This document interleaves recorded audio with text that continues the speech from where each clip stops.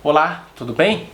Sou Alfredo Oliva, sou professor universitário e quero falar sobre Byung-Chul Han. Meu tema é apropriação capitalista do jogo e esse é o título de mais um capítulo do livro Psicopolítica do nosso filósofo teuto-coreano aqui. Vamos lá então.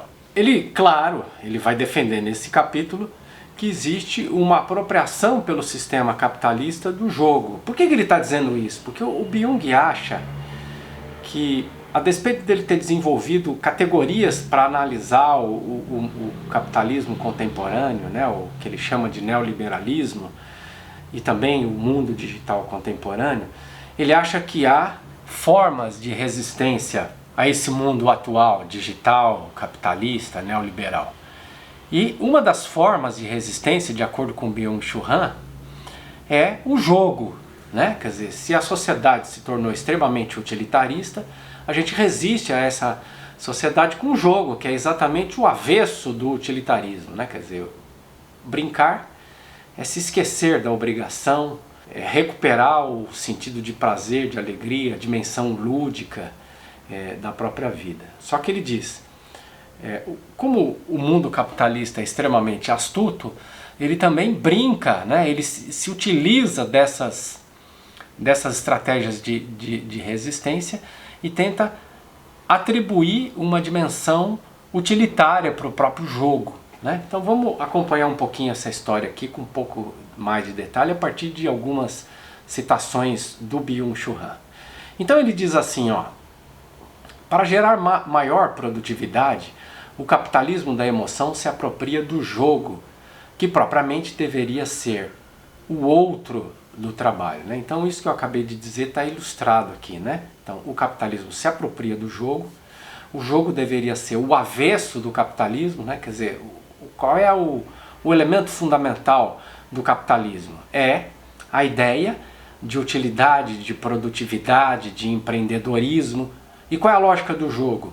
É a lógica da inutilidade, né? Eu jogo para me divertir com o próprio jogo. O jogo, a finalidade do jogo é o próprio jogo, né?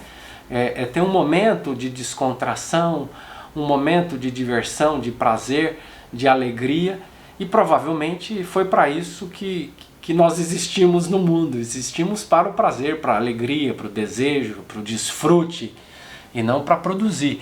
Claro, a gente pode até dizer, olha, a produção é importante na vida da gente? É. A gente precisa trabalhar, a gente precisa produzir, a gente precisa fazer algumas coisas, mas o que ele está dizendo é, a lógica da produção não pode consumir a nossa existência, de modo que a gente passe a existir em função da lógica da produção.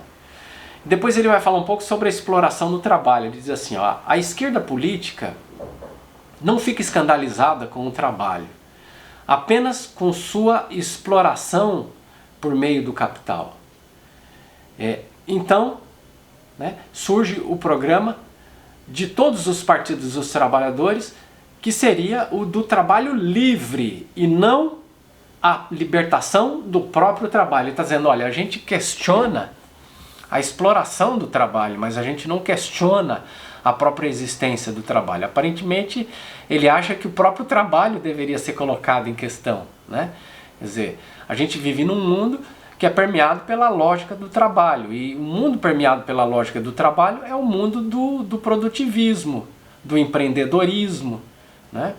Do desempenho, né? E é exatamente isso, de acordo com Byung-Chul Han, são esses valores que estão fazendo a gente adoecer. Então, para resistir a essa onda, essa epidemia de doenças emocionais geradas por essa obsessão pelo trabalho, ele propõe que a gente jogue. Mas o que acontece? O próprio capitalismo está se apropriando do jogo e dando uma utilidade para o jogo, né? Então a gente sabe, por exemplo, que algumas pessoas estão se tornando profissionais do jogo, né? Pegando os próprios videogames, né? Que deveria ser um tempo de fruição, de prazer, de alegria, de desfrute. Algumas pessoas estão transformando sua profissão em jogar, né? E aí então toda a possibilidade de fuga ou de alternativa, ou de crítica ao sistema capitalista vai se esvaindo. Depois ele afirma a inutilidade do produtivismo, né? Ele diz assim, nosso futuro dependerá de sermos capazes de servirmos daquilo que é inservível ou dispensável, aquilo que está para além da produção, né? Então ele está dizendo, olha, o nosso futuro vai depender da gente aprender a se dedicar àquilo que é inútil, se a gente quiser. Inútil entre aspas, né? Porque não é inútil no sentido pejorativo, é inútil no sentido positivo, né? Quer dizer, a gente precisa aprender a se dedicar àquilo que não está ligado à produção, né? No mundo capitalista, o útil é só aquilo que produz. No mundo em que as pessoas querem resistir ao capitalismo, você se dedica àquilo que não é produtivo. E o jogo é uma coisa não produtiva, né? Por isso que ele fala da gente lutar contra a apropriação capitalista do jogo. O jogo deve permanecer livre, deve permanecer como atividade lúdica, deve permanecer tão somente atado ao prazer, à alegria, né? E por fim, ele fala sobre o potencial emancipatório, emancipador do jogo, né? A ludificação, né, de lúdico, de prazeroso, né, como meio de produção, destrói o potencial emancipador do jogo, né? A ludificação, né, a gamificação como meio de produção, quer dizer, usar o jogo como meio de produção, né? Algumas empresas, por exemplo, fazem concessões, né?